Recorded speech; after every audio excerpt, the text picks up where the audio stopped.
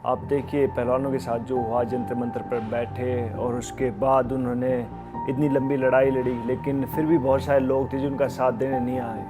और लेकिन फाइनली कहते कि वर्ल्ड रेसलिंग फेडरेशन ने कहते कदम उठाया और फाइनली हिंदुस्तान को कहते कि आप इलेक्शन नहीं करवाया, आपको इसकी वजह से बाहर कर दिया।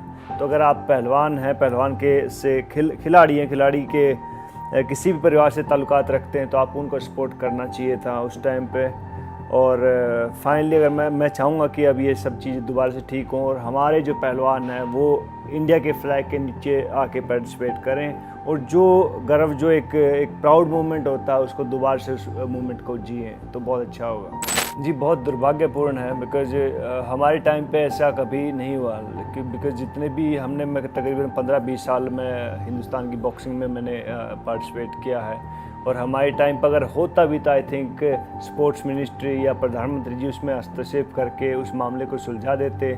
लेकिन यहाँ तो कहते हैं कि चुप ही है, हर एक चीज़ पे कुछ भी पूछने जाओ तो चुप करा देते हैं। और जितने भी बहुत ज़्यादा स्पोर्ट्स के जितने भी फेडरेशन के जो मालिक हैं वो सब बीजेपी से हैं। चाहे वो आप बॉक्सिंग देख लीजिए, बॉक्सिंग के अजय सिंह स्पाइसजेट के जो मालिक हैं वो बीजेपी से प्रेरित थे, बिकॉज उन्होंने एक लाइन दिया था अब की बार मोदी सरकार, वो उनकी देन है।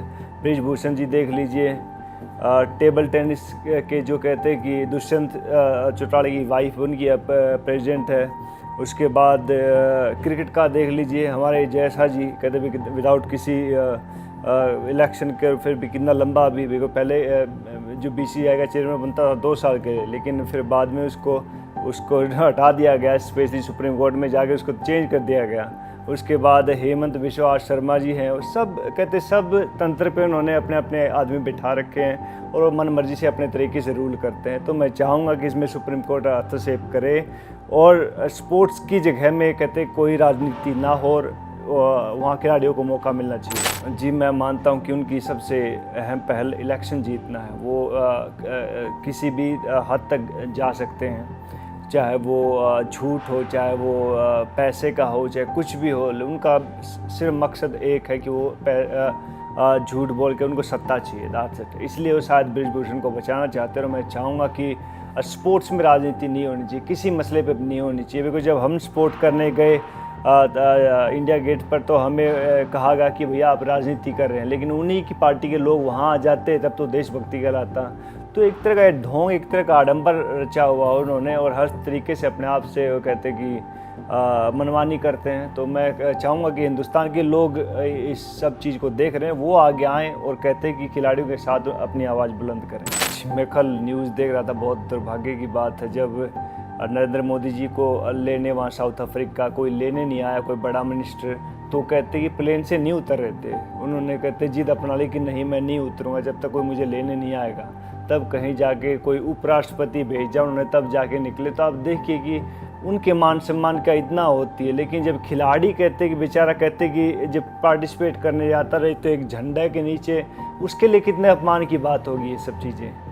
तो आप इसकी तरफ भी ध्यान दीजिए। एक उस तरफ वो कहते हैं उनको बड़ा बुरा लगता है, ऑफकोर्स कोई लेने नहीं जाता बुरा लगता है, लेकिन आप इस साइड भी देखिए, जो खिलाड़ी हैं बगैर किसी फ्लैग के खेलते हैं तो उनको कैसा महसूस हो रहा होगा। बेचारे 2.5-3 महीने इंडिया गेट पर बैठे रहे, जंतर मंतर पर धरना दिया, उनके साथ कुछ उनके स्वाभिमान का अब कहाँ उसको कहते कि माने कि उनको क्या कैसा फील हुआ होगा। तो बहुत सारी चीज़ें हैं, लेकिन हिंदुस्तान की जनता वो जवाब देगी आने वाले इलेक्शन में। जी, आप देखिए जब आर्मी के जवान होते हैं, जब वो लड़ाई करने जाते हैं तो उनके पीछे उनको मालूम है कि उनका हिंदुस्तान पूरा सपोर्ट कर रहा हो, इंडियन फ्लैग लेके जाते हैं जहाँ भी जाते हैं। तो ऐसी लड़ाई करते हैं, खिलाड़ी भी लड़ते हैं और कहते वो गन के साथ नहीं होती, कहते पंच के साथ होती है, कुश्ती के दाव पेच के साथ होती है। तो आप देखिए कि जब उसके पास वो बैक नहीं होगा, उसके पास वो सपोर्ट नहीं होगी, हिंदुस्तान का फ्लैग नहीं होगा, तो उनके लिए कितना मुश्किल रहेगी वो जंग। मैं मानता हूँ रेसलिंग बहुत अच्छा करी, 2008, 12, 16 हर बार वो मेडल लेके आए और मैं चाहूँगा कि अगली बार भी वो मेडल लेके आए। लेकिन अगर वो हिंदुस्तान के फ्लैग के नीचे रिप्रेजेंट नहीं कर पाएंगे तो मेडल भी कंसीडर नहीं होगा।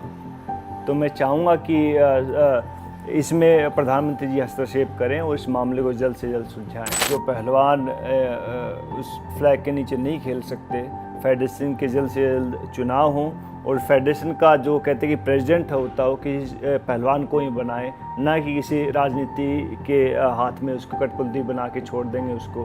तो ऐसा ना करें। सिर्फ पहलवान जो वहाँ के खिलाड़ी हैं, चाहे महिला हो चाहे पुरुष हो, उनको कुश्ती का प्रेसिडेंट बनाएं और जो भी जो बैन हटा है उसको जल्द से जल्द हटवाएं।